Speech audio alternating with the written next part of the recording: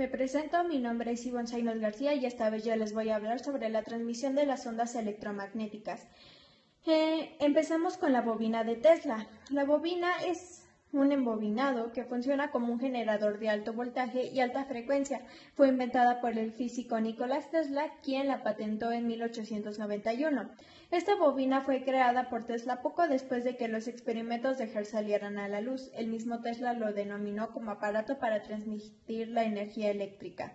Tesla deseaba probar que la electricidad podía transmitirse sin hilos. Para esto tuvo una función que era la fuente, el primer circuito resonante y el segundo circuito resonante, en donde la fuente consta de un generador de corriente alterna y un transformador de alta ganancia. La salida de la fuente suele estar entre 10.000 voltios y 30.000 voltios. El primer circuito resonante consta de un interruptor conocido como spark gap o explosor, que cierra el circuito cuando salta una chispa entre sus extremos.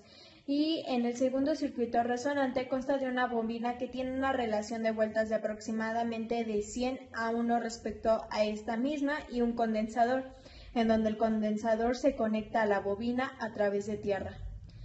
Empezamos con la capa de la ionosfera.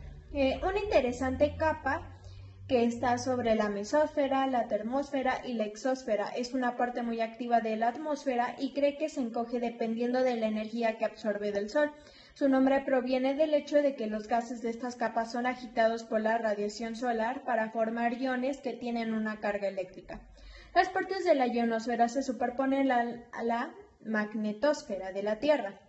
Es el área alrededor de la Tierra donde la partícula cargada siente el campo magnético de la Tierra. Existen regiones de la ionosfera con elevada densidad de ionización y dependiendo de los niveles de esta densidad reciben nombres específicos. Región O capa D, región O capa E y la región O capa F. La región con mayor densidad de ionización es la F, seguida por la E, que ambas presentan sus niveles máximos de ionización durante el día.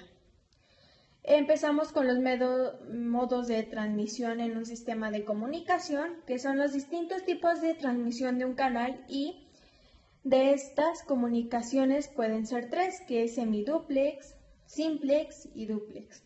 En el método simplex es aquel en donde una estación siempre actúa como fuente y la otra como colector.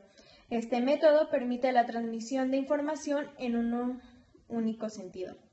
El método semiduplex es aquel en el que la estación A en un momento de tiempo actúa como fuente y otra estación corresponsal a la B actúa como colector y en el momento siguiente la estación B actuará como fuente y la A como un colector. Este permite la transmisión a ambas direcciones, aunque en momentos diferentes. Un ejemplo de esto es la conversación entre dos radiofinaciones.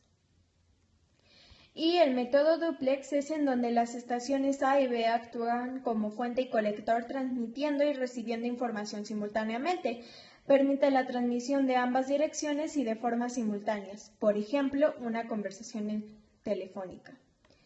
Los tipos de modulación, que es la analógica, que estos van a ser frecuencia, amplitud y base. Un objetivo de las comunicaciones es utilizar una frecuencia portadora como frecuencia básica de comunicación, pero modificándola utilizando un proceso denominado modulación para codificar la información en la onda de la portadora. Existen tres aspectos básicos que, como ya dije, es la amplitud, la frecuencia y la fase o ángulo. En la amplitud modulada, que es la AM, o modulación de amplitud, es un tipo de modulación lineal que consiste en hacer variar la amplitud de la onda portadora de forma que ésta cambie de acuerdo con las variaciones de nivel de la señal moduladora. Esta información que se va a transmitir.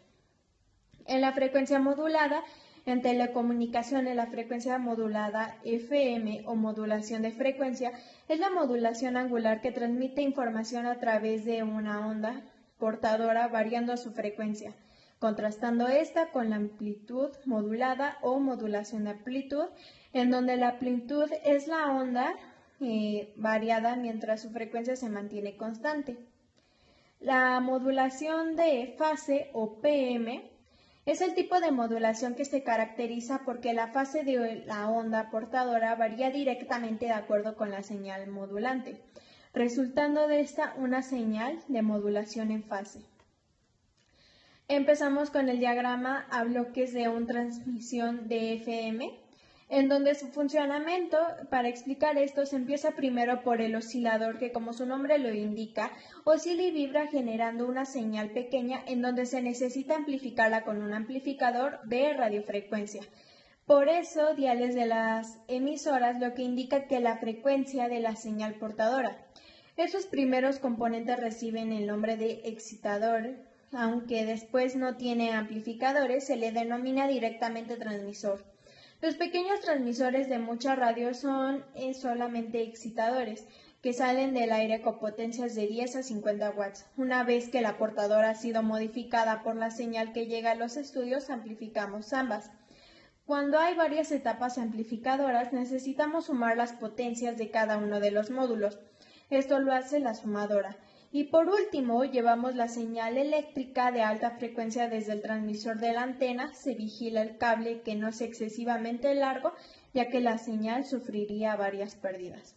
Para esto se utilizan lo que es el triodo y los transisores.